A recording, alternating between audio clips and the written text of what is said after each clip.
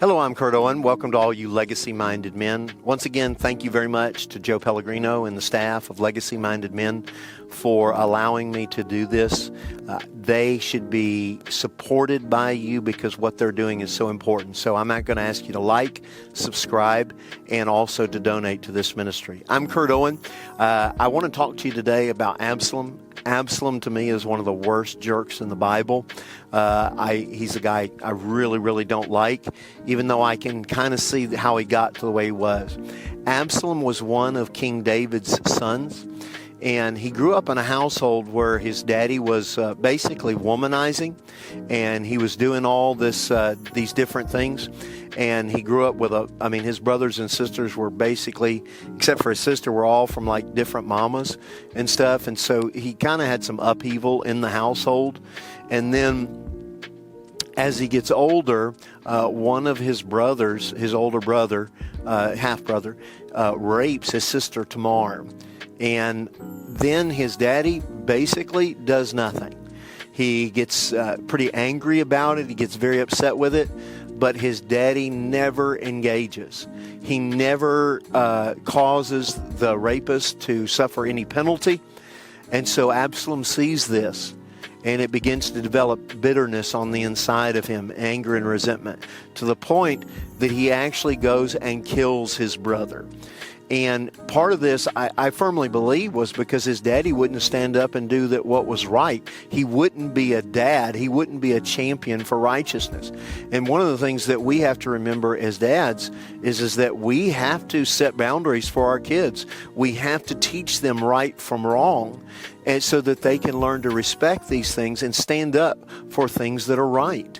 But Absalom, now here's the thing. What David did was wrong, but how Absalom responded to what David did is entirely on Absalom. Because, see, a lot of times people say, well, yeah, poor Absalom, he had a bad home life, and, his daddy did these things.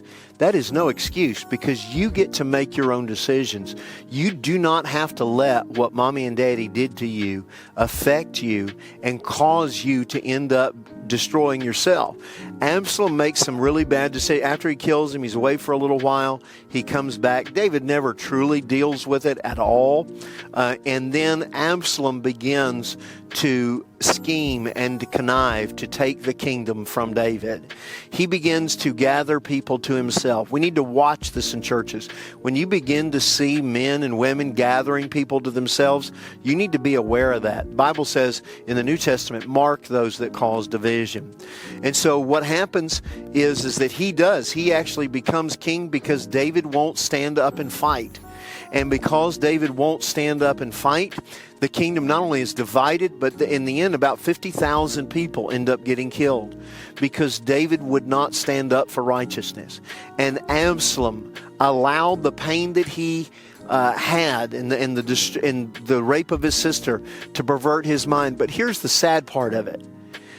All this that Absalom was trying to do to David because of his pain ended up costing him his life. And David ended up continuing on being king. You're going to have to realize this. If you have had wrong in your life, and people have done wrong to you and those around you, if mommy and daddy didn't do right, if you allow bitterness, anger, and resentment to pervert you to the point that you are willing to destroy and act in a manner that is completely ungodly, understand it's you that will pay the price, not the people who did you wrong. Let God deal with those people. But in the end, Absalom cost his own life.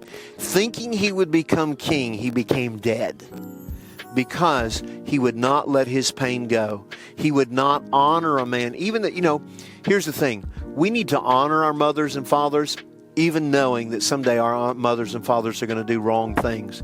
Because in the end, it helps us. Because if we dishonor them, in the end, it hurts us. And yet, they still continue to go on. It's time to let the pain go. It's time that we man up and say, it's not about what was done to me or done around me. It's about who I want to be and the man that I want to be. I believe that's who you are. Make a decision today to let your pain go and be the man that God has called you to be. I'm Kurt Owen, reminding you that Jesus is risen. Victory is assured. Thank you so much for joining us today. We hope you were blessed by the material.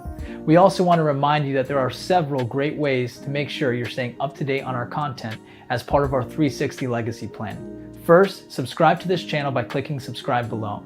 You can also download our incredible new app in the Apple App Store and Google Play Store.